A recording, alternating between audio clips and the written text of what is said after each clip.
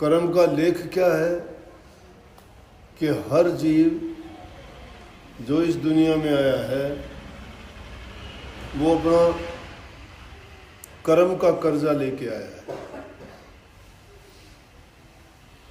क्योंकि हम किसी भी योनि में जाओ कर्म करते हैं। हम तो इंसान हैं, परमात्मा ने हमें बुद्धि ज्ञान विवेक दिया है। हम तो जानते हैं कि पाप कर्म के करने से दुख भोगने पड़ेंगे, अच्छे कर्म करने से हमें सुख मिलेगा, प्रभु की भक्ति करने से हमारा कल्याण और उद्धार होगा। क्योंकि समझ है हमें। लेकिन दूसरी जो योनि है उनमें इतनी समझ नहीं है। दूसरी योनि है उनमें समझाने वाला भी नहीं है, गुरु नहीं उनमें। 84 में चक्कर काटने के बाद इसको ये मौका मिलता है। इसकी खूबी यही है कि इसमें जीव को पता है कि मैं काल की जेड़ में फंसा हुआ हूं। क्योंकि सुखी कोई नहीं, सुखी जो होता है वो नहीं जाना चाहता। जो सुखी इंसान है वो भक्ति भी नहीं करना चाहते, वो चाहते ही नहीं कि मुक्ति हो जाए। दुखी जीव वो कहते हैं पीछा छूट जाए। वो मुक्ति किस चीज से कम ये मुक्ति जरूर चाहते हैं, हमारा शरीर छूट जाए। कर्म के परिणाम के अनुसार हमें सुख दुख कष्ट साथ आए हैं। वो हमारा कर्जा है, कर्जा चुकाना ही पड़ेगा। लेकिन अब वो बात समझ में आनी चाहिए कि पूरा गुरु जो मिलेगा वो हमारा कर्ज चुकाने का तरीका युक्ति बता देगा कि अभी कर्ज से मुक्त होना चाहते हो तो उसका एक ही इलाज है कि प्रभु की भक्ति। लेकिन वो कठिन है। लेकिन सतगुरु जब पूरा मिल गया, पूरा मिलने का मतलब पूरा आपको भेद समझा दे। जो खुद पूरा नहीं है दूसरे को पूरा कैसे बना देगा। एक बुझा हुआ दीपक है, उसके पास जाओगे तुम्हें कैसे रोशन कर देगा। चसदा चिराग ही दूसरे को रोशन कर देगा। एक बत्ती जलाते हो लाखों दियों को रोशन कर दो, तुम जलेंगे। ज्ञान भी इसी प्रकार है। नाम भी ज्ञान का ही है। ज्ञान प्रभु की जानकारी है, उससे मिलने का तरीका रास्ता है। और जिसको वो रास्ता मिल गया और रास्ता भी मुकम्मल रास्ता जो समझाने वाला मिल गया, उसको पूरा गुरु शब्द भेदी वीतराग पुरुष कहते हैं। तत्ववेता त्रिगुण रहित होता है वो, अगम का भेदी, तत्व के जानने वाला और 3 गुणों से परे की बात। 3 गुणों की शारीरिक मानसिक और आत्मा से भी ऊपर का जो चौथा पद है उसका भेद मिले। ये शब्द भेद है। ये जब तक नहीं मिलता तो जीव का कल्याण नहीं होता। रेख पर मेख जब लगती है, रेख किस चीज की है? बात बात में आप सुनते हो ज्योतिषी लोग, पंडित लोग, ये आपको कई बार आप जाके पूछते हो तो कहते हैं कि तेरी रेख में तो ये लिखा हुआ है, तेरी रेख में ये लिखा हुआ है, तेरी हाथ की रेखाओं में ये है, तेरी मस्तिष्क की रेखाओं में ये है। वो रेख क्या है? वो कर्मों की लकीर है, कर्म फल की। लेकिन वो बढ़ती रहती है। पूरा जो नहीं होता तो ब्याज रख के कर्जा तो बढ़ेगा, कम थोड़ा होगा।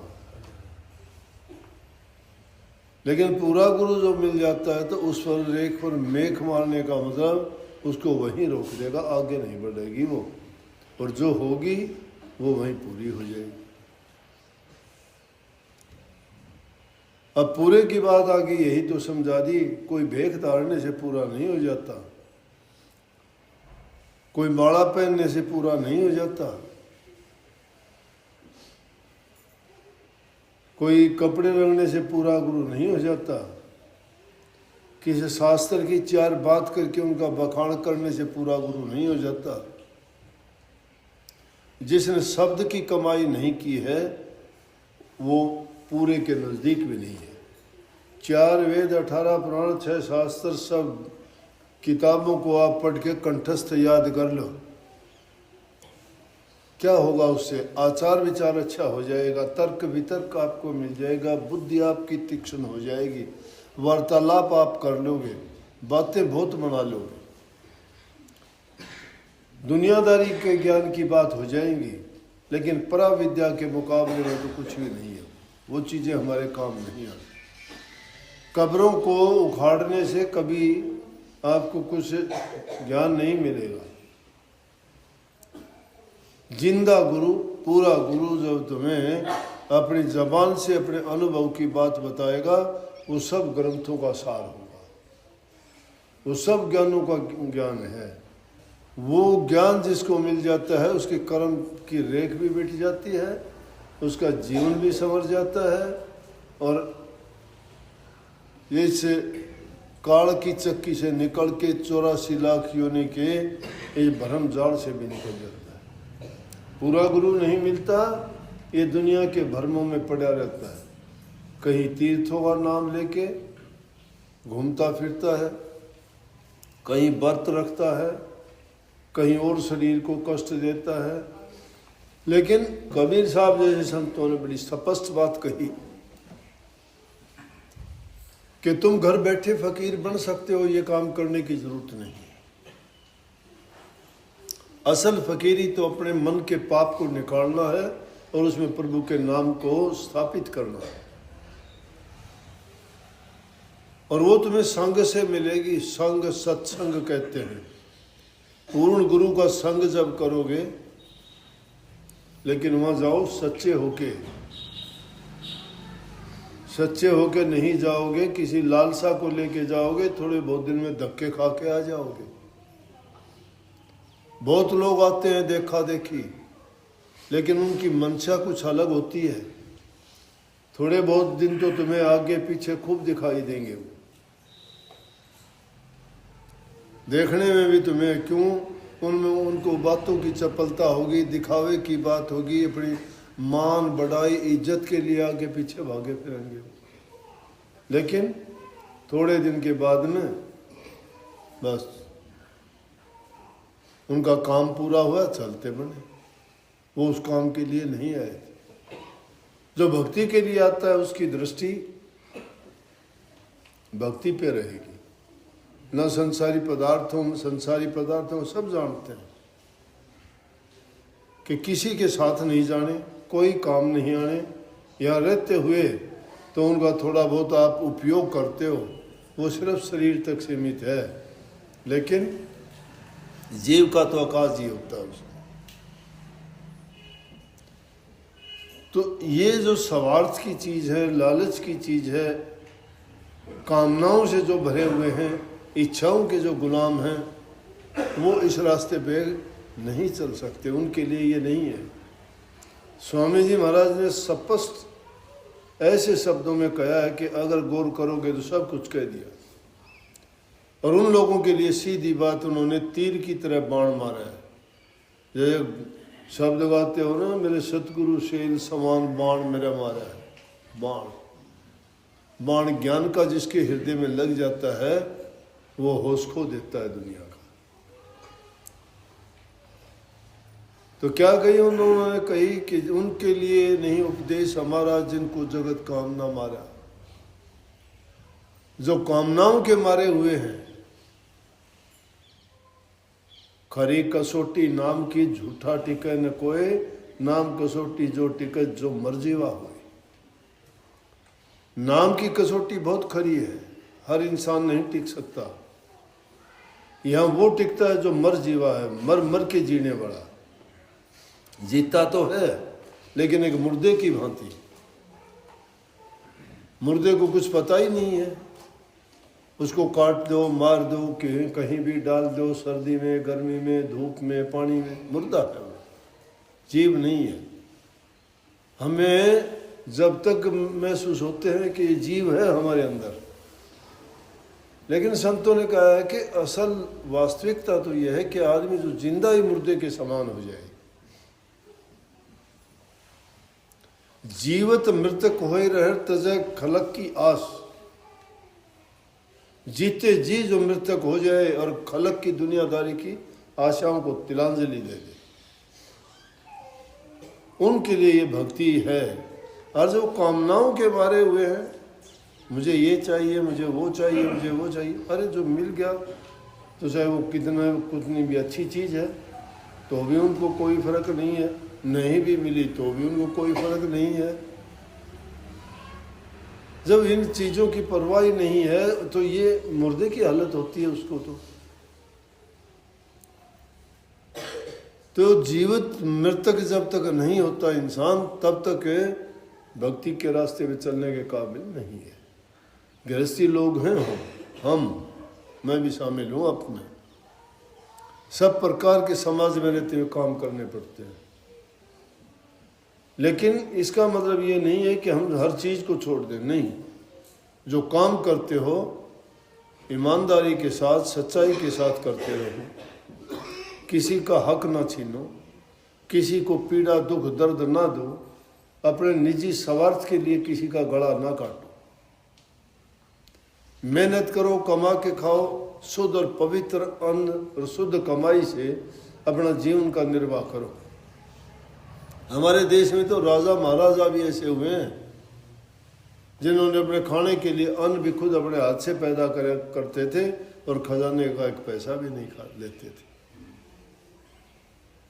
और अब इस युग में अगर कोई एक दूसरे का छीना झपटी का, चोरी का, भ्रष्टाचार का, लूट खसूट का, ब्याज बट्टे का, ऐसी चीज़ों को लेके दूसरे का हक छीन के कोई जीवन का निर्वाह करता है, उसके विचार शुद्ध कैसे रह सकते हैं? तो सतगुरु पूरा जो मिलेगा वो आपको ऐसी शिक्षा देगा जिसके कारण तुम्हारा जीवन का रास्ता बदल जाएगा। इसीलिए संतों ने कहा कि काग से हंस बना देते हैं। अरे काग का हंस कभी बना है क्या? लेकिन काग वृत्ति जो थी, हमारी गंदी आदतें थी, दूसरों को कष्ट दुख देने की, पाप कर्म करने की, लूट खसूट करने की, वो छुटवा के हंस जैसी गति बना देंगे जो किसी को दुख नहीं देता, देखने में सुंदर लगता है, किसी जीव को किसी प्रकार से भी वो पीड़ा नहीं पहुंचाता। तो संतों की शरण में जाने के बाद में इंसान को ऐसा होना चाहिए। लेकिन यहाँ तो उल्ट हो जाता है। संतों ने पछता के कहा भी है, ऐसे जीव जब मिल जाते हैं तो क्या कहते हैं, क्या रे पढ़ाया, क्या तू पढ़ गया, हस्ती छोड़ गधे पे चढ़ गया। संत पढ़ाते क्या है, पढ़ क्या जाते हैं? संतों का क्या हाथी की सवारी है। हाथी की सवारी बहुत ऊंचा होता है, सब कुछ दिखाई देता है, मस्त चलता है, गिरने का भी भय नहीं होता। सतगुरु क्या पढ़ाता है? हाथी की सवारी की तरह से पढ़ाता है, बैठाता है। लेकिन हम क्या करते हैं, क्या पढ़ गए? दूसरी भाषा पढ़ ली। क्या पढ़ाया, क्या तू पढ़ गया, हस्ती छोड़ गधे पर चढ़ गया। जो गुरु ने पढ़ाई वो पढ़ाई याद करनी चाहिए। जब वो कागवृत्ति छूटे नहीं, गुरु को दोष क्या देते? गुरु आज्ञा माने नहीं, गुरु ही लगावे दोष। ऐसे पापी जीव को मोहे न पाओ मोक्ष। गुरु का आज्ञा को तो मानते नहीं हो। गुरु जो शिक्षा देते हैं उनका अनुभव है। इसलिए संतों ने साथ ये भी कह दिया कि गुरु जो करता है वो ना करो। गुरु ने तो अनुभव कर लिया है कि किस में नफा है, किस में नुकसान है, किस में दुख है, किस में सुख है, किस में हमारी मुक्ति है और किस चीज़ को अपनाने में हमें क्या मिलना है। लेकिन गुरु की नकल गुरु ने करनी करी है, आपने करनी नहीं की। तुम गुरु की नकल करोगे डूब जाओगे। सुनी के बात, जो नकल करते वो चलते नहीं।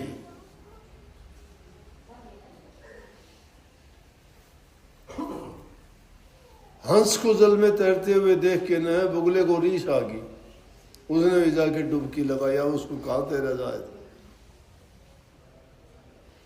उसके पैर ऊपर चोंच नीचे, डूब के मर गया, नकल नहीं।